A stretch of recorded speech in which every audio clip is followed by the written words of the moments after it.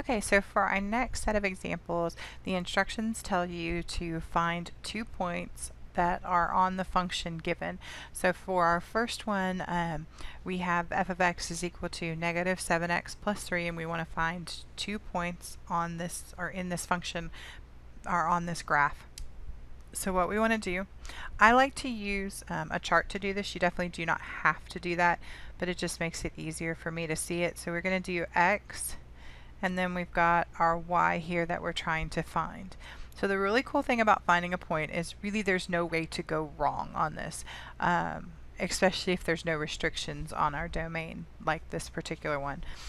We can pick any number we want, but you know, if we eventually want to graph these, we want to try to pick numbers that are small enough that we can actually do that. But again, there really is no wrong answer here. So for me, let's just go with picking the number 1, and how about 2? Again, it can be any numbers you want. I'm going to stay away from 0 mainly because in this particular section for your college algebra homework, it tells you not to pick the origin. So we're going to kind of stay away from the 0 for right now, and we're just going to work with some numbers. So then all we have to do once we've picked 2 numbers, and again, you do not have to pick 1 and 2 like I did. You can pick any numbers you want. Then we're just going to plug them in. So we're going to have f at 1 is equal to negative 7 times 1 plus 3, and then we're just going to simplify or evaluate this right-hand side. So this is going to be negative 7 plus 3. Negative 7 plus 3 is going to give us negative 4. So our first point that we're finding is going to be negative 1 comma negative 4. So now we're going to do the same thing for the 2. So we're going to say f at 2. Again, we're just going to stick that 2 in for our x. So negative 7 times 2 plus 3. That's going to give us negative 14 plus 3. Negative 14 plus 3 would give us negative 11. So our second point that we found would be 2 comma negative 11. And again, you could have picked different numbers. You do not have to by any means pick the exact same numbers that I just did. That's kind of what makes this section a little bit harder, because there are so many different answers, and so you can have the complete correct answer and be just a little bit different from somebody else that's answering the same question. So let's look at the second example that you were given for this. We have given f of x equals x squared minus 5x plus 3. So let's look at this one. Again, I'm going to go ahead and create my chart. You do not have to do this by any means. It makes it easier for me when I'm doing them. So I'm going to pick 1 again, but this time I think I'm going to pick negative 1. Mainly again because I want to try to keep it as small as possible. I'm squaring a number, so I know that my numbers are going to get big pretty fast, and I just think negative 1 is going to be an easy one to work with. So let's start off with f at 1. So this is going to be 1 squared minus 5 times 1 plus 3. Okay, let's start off by squaring our 1. 1 squared is still 1. We can even go ahead and multiply the negative 5 times the 1. Still negative 5 plus 3. So now we can do 1 minus 5, which would be negative 4 plus 3. Negative 4 plus 3 would give us a negative 1. So our first point that we found was the point 1 comma negative 1. So now let's do the same thing for the f at negative 1. So again, we're just going to plug f at negative 1 in. So everywhere I see an x, I'm going to put in negative 1. So I've got negative 1 squared minus 5 times negative 1 plus 3. Okay, so remember when you're squaring a negative, you're saying a negative 1 times a negative 1, that's going to give you a positive 1.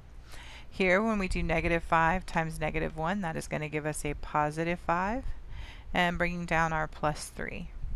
So since this is all positive, we're just going to go ahead and add all of this together. We've got 1 plus 5, which is 6, 6 plus 3, which is 9, so that's going to give us a 9. Our second point is negative 1 comma 9. Alright, so let's look at our third function given here. So we've got f of x equals 12x minus 4 divided by 5x. Now, one of the things I want you to remember when you're doing a problem like this where we have a denominator is you do need to realize that there is one value we cannot choose for x, because if we choose it, it will make our denominator 0. And in this case, that is actually 0, because if we did 5 times 0, we would get 0. So 0 is not a possibility for us on this particular problem. But again, we can draw our number line, our chart here. We're going to pick our x, we're going to find our y. So again, let's just go ahead and go with 1 and 2 like we did on that very first problem. Again, it really honestly doesn't matter what your two numbers are as long as we don't pick 0, because 0 makes my denominator 0, which I cannot have. So let's do f at 1. So we're going to have 12 times 1 minus 4 over 5 times 1. Again, let's do our multiplication first. So this is going to be 12 minus 4 divided by 5.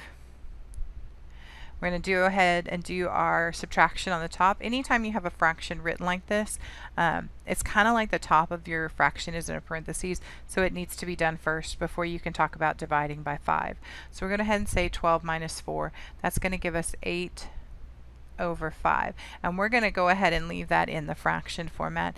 You could, if you wanted to, put that into decimal, which would be 1.6. If I were actually graphing these, I would say go ahead and put it into the decimal form. It's much easier to graph or understand where 1.6 is. But for us, we're just going to be finding those points, so it doesn't matter that it's in a fraction. So we could do 1 and 8/5 as our first fraction. So now we're going to do the same thing. We're going to do f at 2. So we have 12 times 2 minus 4 over 5 times 2. Again, let's do our multiplication on both the top and the bottom here. So that's going to be 24 minus 4. 5 times 2 is going to give us 10.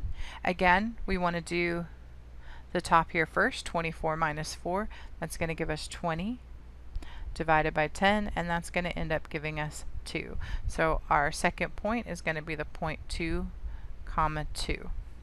So we've got one more example we wanted to do together. Let me switch papers here. So let's look at the last one, our last example here, and we've got f of x equals negative 2 times the square root of x over 15. Again, we want to do our chart here, x and y.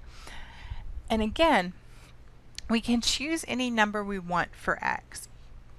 But because we can choose any number we want for x, sometimes we want to really think about what we're choosing. So for instance, because we're looking at a square root, your most likely thing to choose would be what we call perfect squares. So for instance, I could choose 1.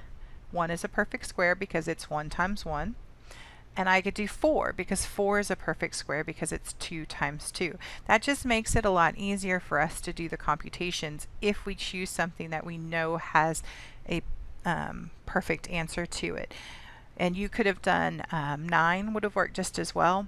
You could have done 16. Anything that would have a perfect square to it would be a good choice to do when you have a square root like this. So let's start off with our f at 1. So this is going to be negative 2 times the square root of 1 over 15. Remember, when you're doing square roots, they're kind of like exponents. We want to do those first before we can actually multiply times the negative 2. And we know that the square root of 1 is just 1, so we've got negative 2 times 1 over 15. Well, negative 2 times 1 is just going to give us negative 2 over 15. That does not reduce down, so we're going to go ahead and leave it as that fraction. So our first point is going to be 1 and negative 2 over 15. Okay. Don't freak out when you get these fractional answers. That's going to be pretty common in this section. So we're going to do f at 4. Same thing here. So we've got negative 2 times the square root of 4 over 15. Again, we want to do the square root of 4 first. The square root of 4 is 2, so we've got negative 2 times 2 over 15. Do our multiplication. That's going to give us negative 4 over 15. Again, not reducing, so we're going to leave it as negative 4 over 15. So our second point is negative 4 over 15 is our y value, and our x value is 4. So we would read it 4, comma, negative 4/15.